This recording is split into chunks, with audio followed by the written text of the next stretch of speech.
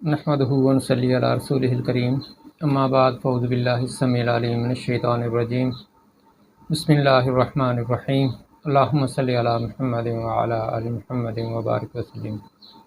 السلام علیکم ورحمۃ اللہ وبرکاتہ۔ ناظرین، میں ہوں حافظ محمد حسن رضا ایڈوکیٹ اور آپ دیکھ رہے ہیں لیگل ہیلپ ود حافظ محمد حسن رضا۔ آج کا ہمارا موضوع ہے کہ عدالت ایک دستاویز کو کب اور کن حالات میں منسوخ کر سکتی ہے۔ یہ جاننے کے لیے ہمیں دفعہ 39 قانون دادرسی خاص جو ہے اسے دیکھنا ہوگا، جس میں یہ بیان کیا گیا ہے کہ عدالت جو ہے وہ کب ایک دستاویز کو باطل قرار دے سکتی ہے۔ تو یہ جو سیکشن 39 ہے اسپیسیفک ریلیف ایکٹ کا، اس کے تحت عدالت دو وجوہات کی بنا پر ایک دستاویز جو ہے اسے باطل قرار دیتے ہوئے منسوخ فرما سکتی ہے۔ پہلی وجہ یہ ہے کہ اگر دستاویز قابل تنسیخ ہے تو عدالت تنسیخ کا حکم دے سکتی ہے۔ نمبر 2، اگر دستاویز کسی غیر مجاز شخص کے پاس ہے تو مدعی کے حوالے کرنے کا حکم دے سکتی ہے۔ یعنی کہ اگر جو دستاویز ہے وہ ایسی ہے جس سے کسی کے حقوق جو ہیں وہ مجروح ہوتے ہیں اور وہ اس کے حق میں قابل ابطال ہے، وائڈیبل ہے، تو اسے منسوخ قرار دے دے گی۔ اور اگر وہ کسی ایسے شخص کے قبضہ میں ہے کہ جو اسے رکھنے کا مجاز اور حقدار نہیں ہے تو یہ حکم دے گی کہ ایسے شخص کے حوالے کر دی جائے جو کہ کسی بھی دستاویز کو رکھنے کا حق اور مجاز ہے۔ اس سیکشن میں کہا گیا ہے کہ اگر شخص یہ محسوس کرتا ہے کہ ایسی کسی دستاویز جو قابل ابطال ہے کسی دیگر شخص کے قبضہ میں ہے اور اس کے برقرار رہنے یا اس کے قبضہ میں رہنے سے ناقابل تلافی نقصان پہنچ سکتا ہے تو متاثرہ شخص عدالت سے رجوع کر سکتا ہے اور کہہ سکتا ہے کہ ایسے طور پر کسی متوقع نقصان سے بچانے کے لیے ایسی دستاویز کو باطل قرار دے دیا جائے، یا پھر اس کے حوالے کرنے کا حکم دیا جائے اور عدالت اگر مناسب خیال کرے تو ایسا حکم دے سکتی ہے۔ اس کے لیے ہم ایک مثال پیش کرتے ہیں کہ الف جو ایک جہاز کا مالک ہے، جہاز میں سمندر میں جانے کے لائق نہ ہے، لیکن الف بے کو جو کہ بیمہ کا کاروبار کرتا ہے یہ ظاہر کرے کہ جہاز سمندر میں جانے کے لائق ہے اور جہاز کا بیمہ کرا لیتا ہے۔ بے کو جب صحیح صورتحال کا علم ہوتا ہے تو ایسی دستاویز بیمہ کو منسوخ کرا سکتا ہے۔ یعنی کہ اس میں یہ ظاہر ہو گیا کہ جو کنسنٹ لی گئی ہے وہ ود فری ول نہیں لی گئی بلکہ کنسیلمنٹ آف فیکٹس کے تحت کنسنٹ لی گئی ہے۔ جب کسی شخص کی جانب سے جو معاملہ منظور کیا جاتا ہے وہ ایسی صورتحال میں منظور کرے یا اس کے لیے اپنی رضامندی ظاہر کرے کہ جب اسے حالات کا صحیح علم نہیں تھا، تو جب اسے صحیح حالات کا علم ہوتا ہے اور اسے پتہ چلتا ہے کہ اس سے جھوٹ ہوا ہے، فراڈ ہوا ہے، مکر اور فریب دھوکہ بازی کی گئی ہے، تو ایسی صورت میں وہ اس دستاویز کو منسوخ کروا سکتا ہے۔ اس میں ہم دوسری جو ہے مثال بیان کرتے ہیں کہ الف بے سے اپنی اراضی فروخت کرنے کا معاہدہ کرتا ہے جو جیم کے قبضہ میں ہے۔ بعد ازاں جیم الف کی طرف سے اپنے حق میں ایک فرضی اقرار نامہ تیار کرا لیتا ہے جس میں یہ ظاہر کیا جاتا ہے کہ الف نے اس اراضی کی فروخت کا معاہدہ جیم سے پہلے سے کر رکھا ہے۔ الف ایسی دستاویز کو باطل قرار دلوا سکتا ہے۔ یعنی کہ جو معاملہ ہوا ہے اس میں بددیانتی ہوئی ہے، دھوکہ اور فراڈ کا استعمال ہوا ہے، تو ایسی صورت میں عدالت کے پاس جایا جا سکتا ہے اور عدالت ایسی دستاویز جو ہے اسے باطل قرار دے سکتی ہے۔ اگر اس قسم کی دستاویز معاملہ ثالثی کے حوالے کیا جائے تو دفعہ ہاذا کے تحت ثالثی فیصلہ سے قبل ایسی دستاویز کو چیلنج کرتے ہوئے باطل قرار دلایا جا سکتا ہے، لیکن اگر ثالثی فیصلہ دے دیا جائے تو پھر دستاویز کو نہیں بلکہ اس کے تحت ثالثی فیصلہ کو چیلنج کیا جا سکتا ہے۔ مجاز عدالت ایسی دستاویز پر منحصر ثالثی فیصلہ باطل قرار دے سکتی ہے، جس کے لیے عدالت عالیہ کراچی نے PLD 1962 کراچی 386 صفحہ پر قرار دیا ہے کہ دفعہ ہزا کے تحت منسوخی دستاویز کا مطالبہ بربنائے حق نہیں کیا جا سکتا۔ عدالت کی ثوابدید پر منحصر ہے کہ اگر وہ مناسب خیال کرے اور حقائق بھی اس کے برعکس نہ ہوں تو وہ اس قسم کی دستاویز کو باطل قرار دے سکتی ہے۔ البتہ اس دفعہ کے تحت مدعی عدالت کے اختیارات ثوابدیدی استعمال میں لا سکتا ہے اور اسے اس مقصد کے لیے نالش دائر کرنا ہوگی۔ جب کسی اقرار نامے یا کسی دیگر دستاویز کا ناجائز ہونا اس کی صورت سے اس طرح یا ہو کہ اس کا کالی عدم قرار دینے میں کسی شک و شبہ کی گنجائش نہ ہو، تو اس صورت میں عدالت ہائے نسبت کی طرف سے مداخلت اور دستاویز کے ابطال یا حوالے کیے جانے کے حکم کی کوئی وجہ جواز معدوم ہوگی، یعنی کہ عدالت ضروری قرار دے گی اور اسے ضروری تصور فرماتے ہوئے حکم دے دے گی، کیونکہ ایسی صورت میں اس امر کا کوئی خطرہ کہ وقت گزرنے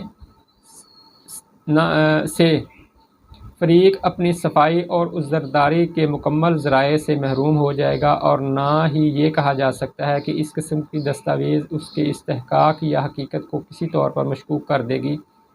یا اس کے تحفظ میں کمی کر دے گی، اور نہ ہی اس قابل ہے کہ اسے ضرر رساں مقدمہ یا بازی یا شدید مضرت کا ذریعہ بنایا جائے۔ چنانچہ اب یہ امر مسلم ہے کہ مذکورہ صورتوں میں عدالت ہائے نسبت اپنے اختیارات کو بروئے کار لائے گی تاکہ اس قسم کی دستاویز کے ابطال یا حوالگی کا حکم دے۔ دفعہ ہزا کے تحت اس شخص یا اشخاص کے لیے بھی چارہ کار موجود ہے جو کسی دستاویز میں فریق نہ ہوں بلکہ کسی طور پر ان کے حقوق ایسی دستاویزات کی موجودگی متاثر ہوتے ہوں، وہ بھی باطل دستاویزات کو دفعہ ہزا کے تحت ہی منسوخ کرا سکتے ہیں، بشرطے کہ اس امر کا معقول اندیشہ ہو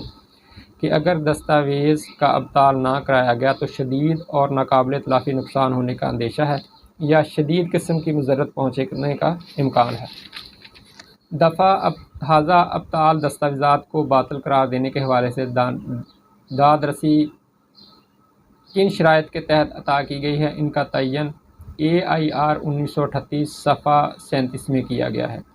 جس میں بیان کیا گیا ہے کہ دفعہ ہزا کے تحت داد رسی کی ادائیگی سے قبل 3 شرائط کا پورا کرنا لازمی ہے۔ نمبر 1، یہ کہ زیر بحث دستاویز مدعی کے حق میں باطل یا قابل ابطال ہے۔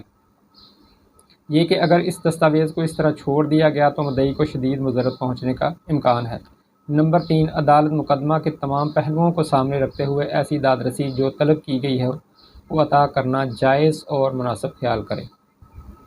یعنی کہ دفعہ 39 قانون داد رسی خاص کے تحت ایسی دستاویز جو یا تو سرے سے ہی باطل ہو یا قابل ابطال ہو، وائڈ ہو یا وائڈیبل ہو، اسے منسوخ قرار دے سکتی ہے۔ اس میں عدالت نے یہ دیکھنا ہے کہ آیا کہ اس سے مدعی جو ہے اس کے حقوق کو کس حد تک مضرت پہنچتی ہے، اور جو دستاویز منسوخ کروانے کے لیے مدعی نے دعویٰ دائر کیا ہے آیا کہ وہ حقائق پر مبنی ہے یا نہیں۔ اگر تو وہ حقائق پر مبنی ہے اور مدعی جو ہے وہ کسی اور کے حقوق کو نقصان پہنچانے کے لیے عدالت میں آیا ہے تو ایسی صورت میں عدالت دستاویز کی منسوخی سے انکار کر سکتی ہے۔ لیکن اگر واقعی مدعی ود کلین ہینڈز عدالت میں آیا ہے تو ایسی صورت میں عدالت اس کے حقوق کا تحفظ کرتے ہوئے اس دستاویز کو منسوخ قرار دے سکتی ہے۔ اس میں عدالت نے یہ جو ہم نے پہلے بیان کیا ہے AIR 1938 فیصلہ کے تحت 3 چیزوں کو عدالت نے سامنے رکھنا ہے کہ وائڈ ہو یا وائڈیبل ہو، اس میں مدعی کو شدید مضرت پہنچنے کا اندیشہ ہو، اور اس میں عدالت ہر پہلو سے اپنے آپ کو یہ دستاویز جو ہے اسے باطل قرار دینے کے لیے مطمئن کر لے کہ یہ جو دادرسی مانگی گئی ہے وہ بالکل درست اور بامطابق قانون ہے۔ دفعہ 40 قانون دادرسی خاص کے تحت عدالت کو اختیار ہے کہ وہ کسی دستاویز کو جزواً باطل قرار دے اور جزواً بحال رکھے۔ پیچھے تھا کہ مکمل طور پر دستاویز جو ہے وہ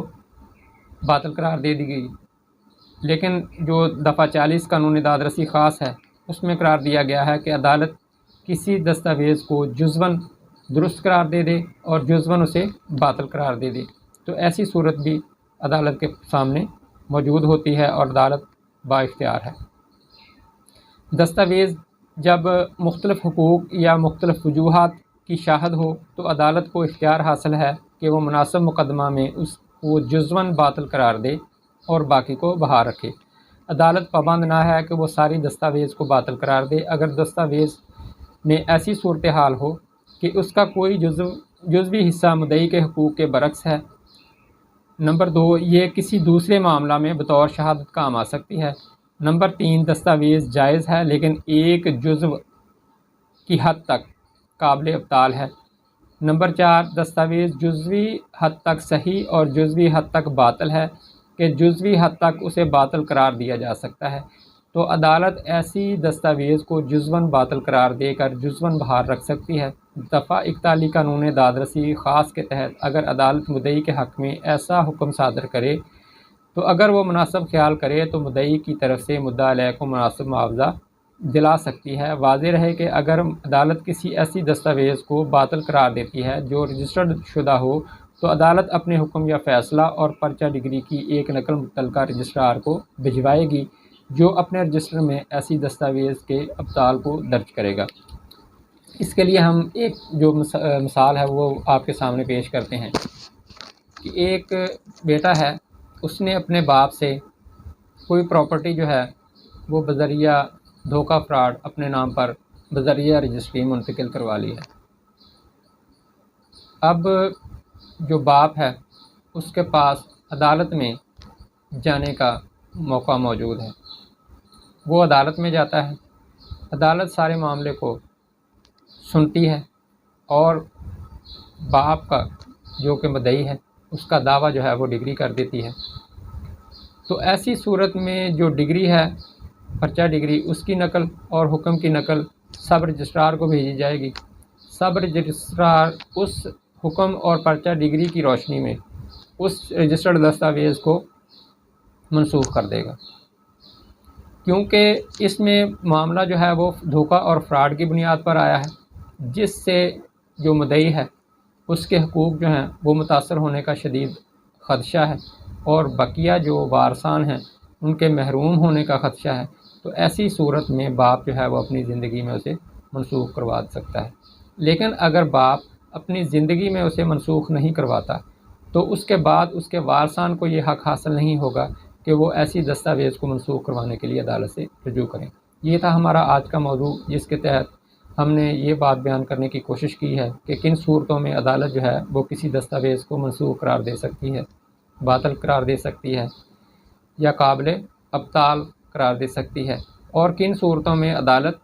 کسی دستاویز کو کسی ایسے شخص کے حوالے کرنے کا حکم دے سکتی ہے کہ جو کہ اس دستاویز کو اپنی کسٹڈی میں رکھنے کا حق رکھتا ہو۔